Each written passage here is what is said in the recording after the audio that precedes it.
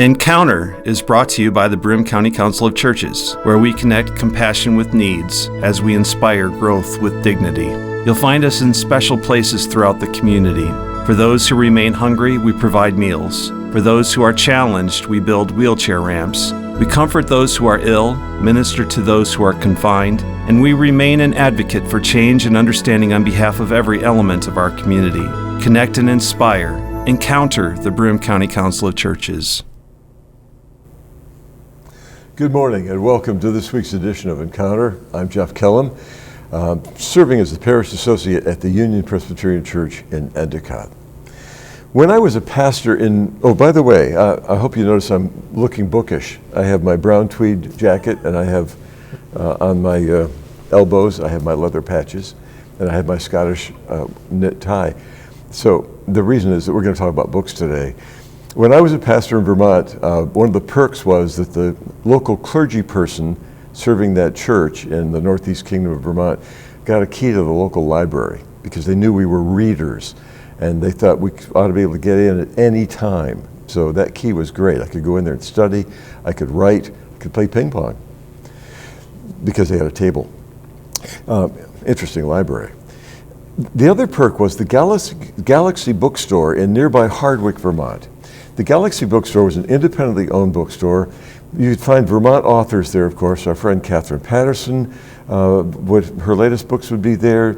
Howard Frank Mosher's books. We had a children's author within our church, Natalie Kinsey Warnick. Her books were there. You'd find the classics. There's a play area for children. There was coffee and tea. You felt like when you walked in, you were walking into a living room filled with books. And if you needed a book that they didn't have, within a few days, you'd get it. These independent bookstores seem to be vanishing as rare as a local newspaper with local news. And so I was curious about the state of independent bookstores and thought, as a person of the book, which is what we clergy sometimes call ourselves, so I went into Owego and went into it's not exactly a nook. It's 3 stories worth of books at the Riverow Bookshop. And our guest today is John Spencer, who is the proprietor. Is that what you would call yourself? Used to be. Oh, okay. My daughter owns it now. Okay. But I am there and I still... It's your fault. My call. Yeah. It's all your fault. And you have, according to your website, 85,000 books. Now, I counted 85,612 when I was there. Yeah.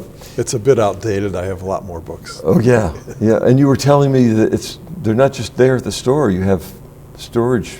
Storage units. I have 6 storage units.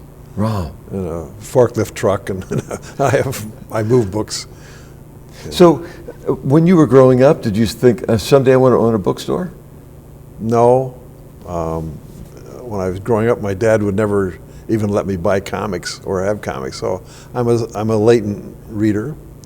I really didn't start reading until after college. I went in the Peace Corps, and the Peace Corps provided me with a trunk full of books. A box, 3 letters, paperbacks.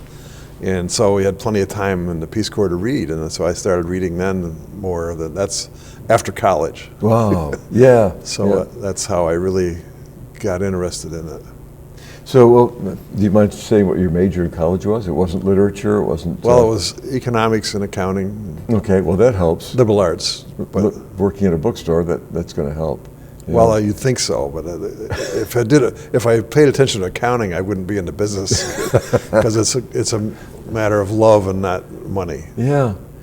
So the bookstore's been there since 1976, and you opened it? Yes. What was it like back then, 43 years ago, or 47 years ago? Well, I had a smaller location across the street. It was 12 foot wide, and I had 14-foot ceilings. I had a rolling ladder, and we had books going all the way up, and so it was a quaint little used bookstore. Yeah. And then after a while, we started carrying new books, and so now we're a full service bookstore, which I have books covering 500 years. From I just sold a 1502 book, and now I'm 1520, so I still can say I have 500 years of books. Right. And then all the way up to brand new books. And Yeah. we mostly do special orders, and we carry a few, but we can't be everything. Well, but when you talk about the new books, but you also are a collector of antique books. Yes.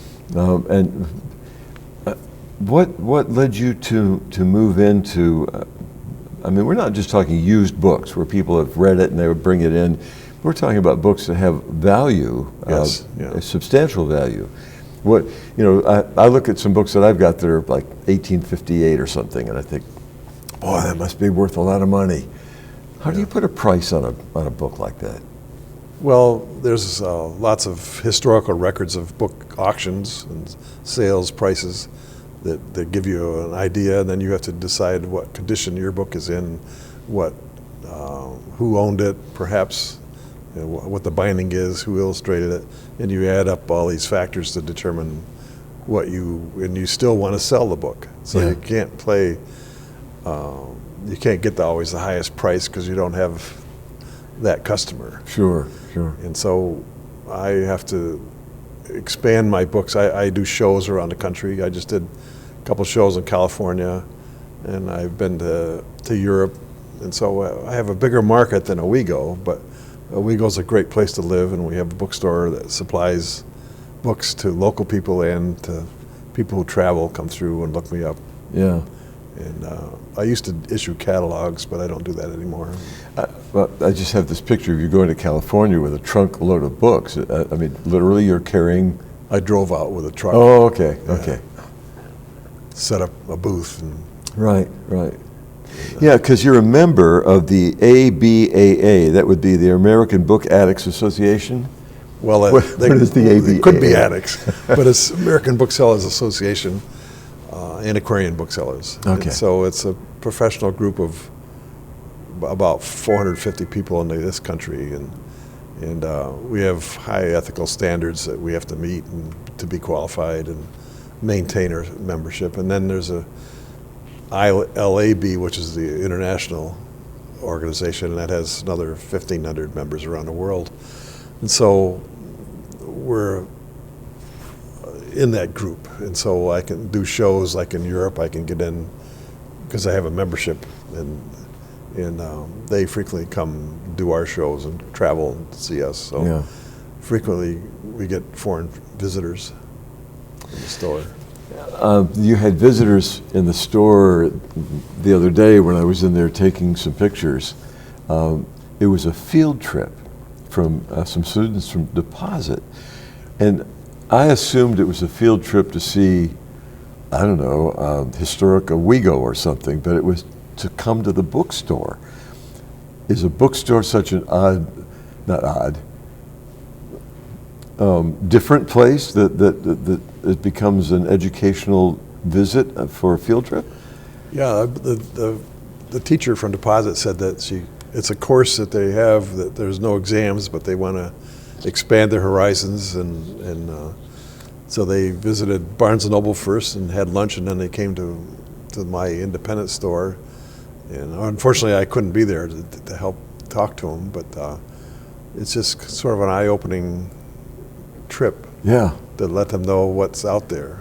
Right. And that's interesting, and to touch a book versus turning on a book, and it's we do get a lot of younger people coming in, not all of them, but just a small part, and so it's encouraging. See that. So basically, people are still reading today. Yes. And not simply streaming Netflix for hours and hours. Right. And we have to compete with how easy it is to get books online or Amazon and everything else. So there's still people who want to actually see a book. And then we have people who want to discover things. They'll come in looking for one book, but right beside it is a book they didn't know they wanted, and they buy that. So it's discovery. Yeah. And learning. Well, for some of us, there are some people who just can't not go to the hardware store without just looking around. I'm kind of an electronics guy, so you put me in the electronics big box store and I could spend the morning. And the bookstores are the same thing, that once you get in there and you look at the sections, science fiction or religion or the children's literature to see what kids are reading these days. And people still are reading and they're holding books. I have to admit that I get ebooks for the gym on the treadmill. It's just easier to swipe than it is to hold a book and turn the page. But at home, I'm old-fashioned enough that I want a newspaper to hold in my hand, although it's hardly worth it these days. But I also, I want to hold a book in my hand. I don't like to sit in my recliner with an ebook. I'd rather hold it. So I'm not alone, I guess you're saying. Right, and also you can put the book on your shelf and they're your friend.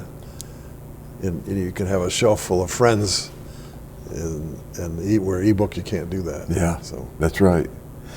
And I do have lots of friends, which someday will probably make it. I'll leave them to you. Well, it's like I have 100,000 friends myself. So when an independent bookstore, and you're not the only one in town, so do you look at the other independent bookstores as being in a competitive fight for the market, or are you a collegial group of guys and women who enjoy sharing this passion for literature? Well, it's a group of people who love books, and we get together. In Europe, they have book towns, and so they all get along. I know in Hay NY, there's like 40 different bookshops. Yeah. Hay NY in Wales. Right. And I've been there to see them. But so I'm not worried about competition. It brings more people to town. That's what good news is. Right. We have Owego brings lots of people in town because we have a lot of independent store owners. Yeah. That's nice. But adding more books is great. It's just there's a period of time you got to be careful when the rents go up. Bookstores can't be there. Yeah. Yeah. So that's a problem we face. When a town is desolate and you can start in with all the bookstores, it's great, but pretty soon they can't exist. I noticed, I went online, I mentioned the Galaxy Bookstore at Hardwick, Vermont. They were in a bank for a while, and the children's area was in the safe, which is a great way to keep the kids quiet. Yeah. Now, you'd never close the door, of course, but they also had the drive-up window because it was a bank, and when it's minus 15 degrees up there in the wintertime, it'd be great to drive up and get your book and leave. But you own your building. Yes. So you don't have to worry about raising the rent, and unless your daughter raises the rent on you, I guess. Right. Yeah. What trends have you seen? You mentioned young people coming in. So is there a trend toward younger readers, or is it an aging population? No, our best customers are grandmothers. They're buying books for their grandchildren.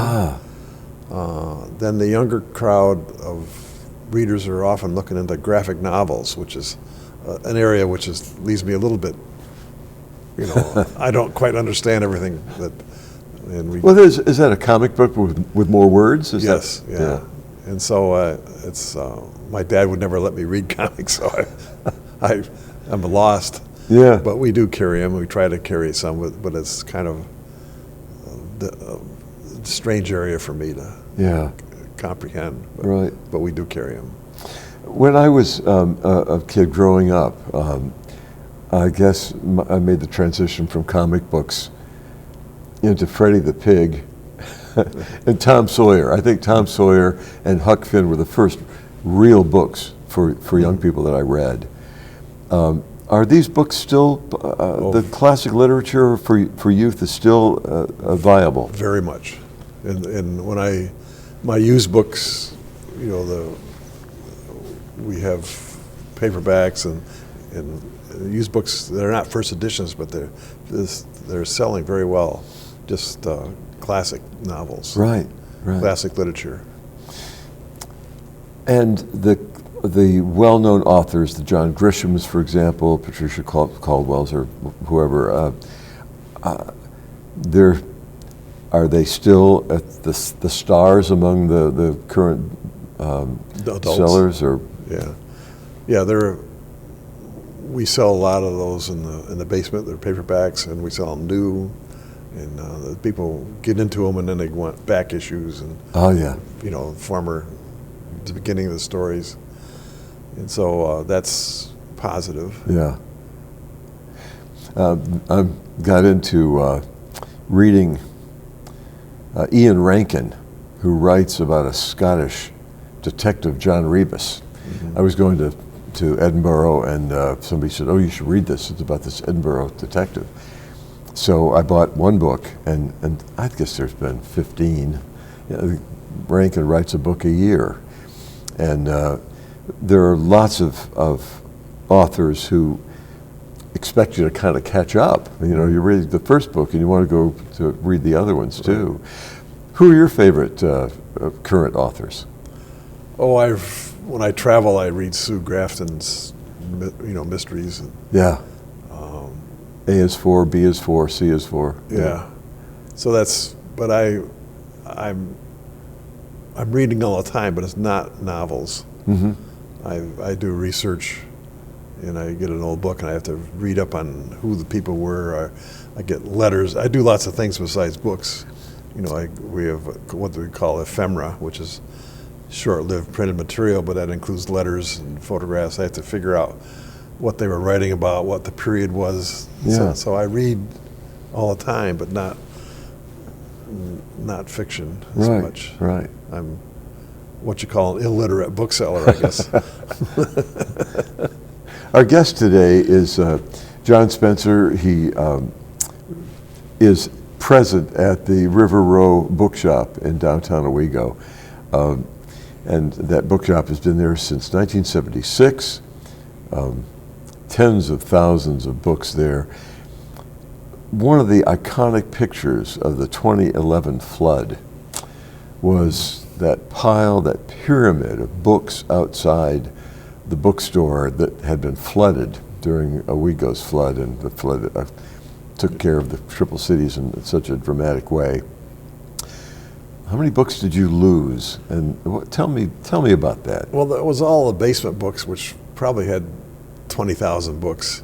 They were good reading books, not valuable money-wise, but just good stock. The bookstore helps pay the rent of the whole building by the basement. Right. So then we lost that, and we had to haul them out. I was told by the people who carried them out for me that they're not going to do it again.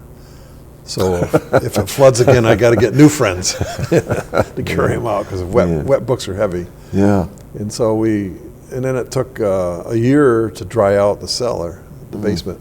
It takes 1 month to dry 1 inch of stone to make it. Wow. So you have a 12-inch wall. It takes a year to dry it out before we can start filling it up again. Now it's full again. Yeah. Hopefully there's no flood, but that was quite a. Were you worried at that point, though, that you'd lose the whole thing? Not the whole building. Yeah. Because I have books going all the way up, and it didn't get on the first floor. Fortunately, it was lapping up. It was lapping underneath this floor. Yeah. And you have the smell of. You have to get rid of the smell, and you have to get the old book smell back. Right. So I don't know what I was. Maybe have to rent some books, just to and have fans, but you can walk in a bookstore and smell it, and that's wonderful smell. I think. Yeah.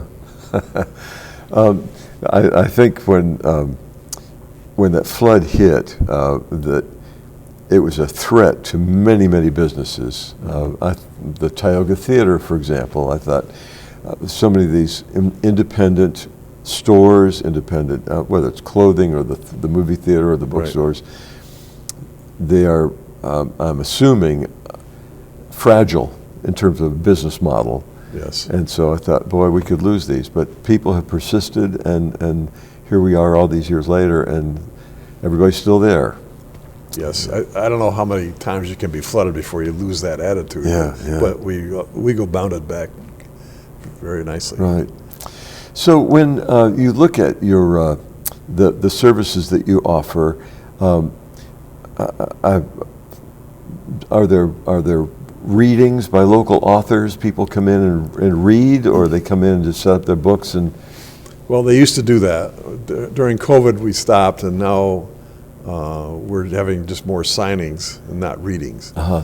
And because we don't want all the congestion in one spot, we have to have chairs, and so we're limiting readings. Right. Local authors. What are folks writing about locally? Mostly it's biographies and life stories and poems and just historical novels is what we find coming in, local people. Right. I won't ask you if the poetry's any good. I guess I could ask you if the books are any good, but we better not go there. I'm sure there's a real rainbow of hues and tones and colors here with what people are writing locally. Right. And you had said before we went on the air that that more and more people are writing books these days. And I would have assumed that it was kind of a lost art, but now it's just so easy for people to publish, I guess. Yeah, it's become almost too easy. You can publish anything you want, and it's easy to do. And the trouble is, there's no real investigation as to who will buy your book. Yeah. So that you can publish a book easily, but where's the market and how are you going to get support? People want me to carry their books, but we can't tie up our money buying them from them, so we take them on consignment, but then they want to have an autograph section. I said, well, who's going to, you have a lot of friends in the market in the area or relatives that are coming and buying it because they're not selling. Yeah. And so it's a misleading opportunity for them to publish in Parish is what the old professor type thing. Right. There's no market. Yeah. I picture folks who years ago would have had to buy a certain number of books if they were self-publishing, and they wind up with these boxes of books in their garages or their basements because all their friends have bought what they can, and now they're left with the rest.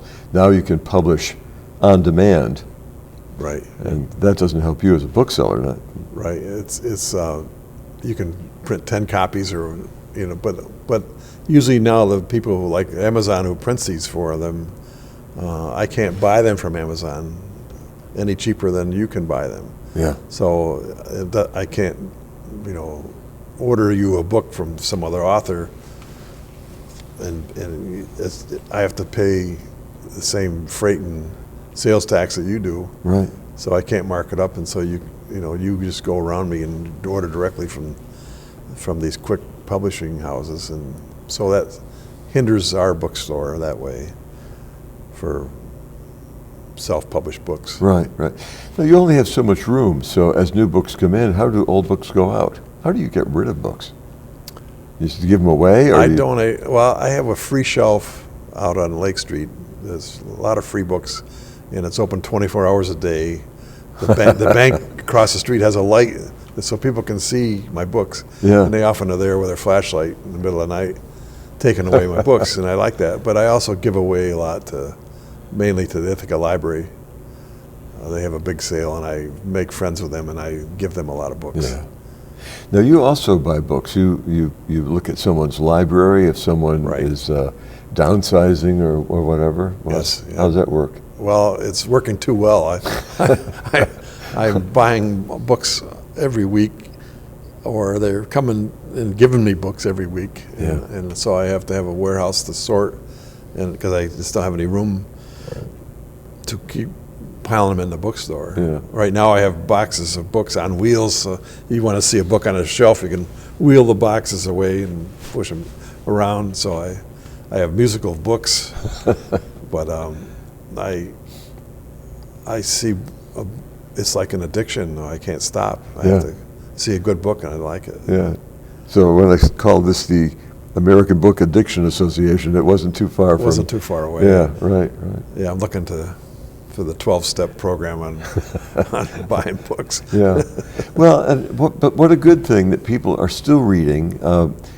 To take an idea and to put it into print, whether it's in poetry or a journal, family history, people writing, whether they ever get published or not, it's a helpful thing personally. I find it interesting to write. Mm-hmm. I have a blog, and I write in it sporadically, and I guess I'd love to have it published. So I'll come to you and see what advice you can give me to. Yeah, well, we do have people come and and I tell them about the title or the illustration to help sell the book. You know, there's different things that people don't think about when they publish, and suggestions. You know, because you're going to have a book that somebody spots. Yeah. And you can't have it too busy with a background that doesn't show the title. So sometimes I can be of help. Right. Well, I know several folks who've written books, a couple of friends. I've proofread a couple of books for people. And to me, the idea of sharing your ideas through books and you help with that, with the marketing of the idea. I mean, you're part of the process of people who continue to read and learn and grow. I worry about folks who do nothing but turn on the TV and Right. watch for hours and hours and hours, because I think that robs the imagination. It seems to me that literature feeds the imagination. Mm-hmm. And now you say something that agrees with me. Yes. Yeah. I think, you know, I wish you all the best as you continue to share the treasures that you have in your bookstore and the other independent stores in our community that are going up against internet sales and going up against the big box stores. So I'm glad you're there. I'm glad that you offer hospitality. Do you offer coffee and tea and that kind of thing? No, in the 1980s we had a coffee shop in there. But people were just reading books for free, and I said, well, this is not economical. Barnes & Noble can get away with it because the Starbucks coffee is addicting, and so people go there. Right. But I get along fine with Barnes & Noble because they often refer people to me. Special ordering, sometimes, you know, books that they can't, you know, Right. they send them to me, and Boy, that's interesting. We get along. Yeah, good. Our guest on the Encounter program has been, I'm really laid back. I just find myself just...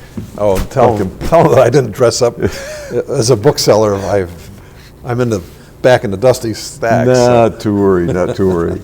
Our guest has been John Spencer at the Riverow Bookshop in downtown Owego, and I appreciate your coming on to talk about literature and books with us. I'm Jeff Kellam, thanking you for being with us for the Encounter program, produced by the Broome County Council of Churches. I hope that in the coming week, you will be gentle with people and with yourself.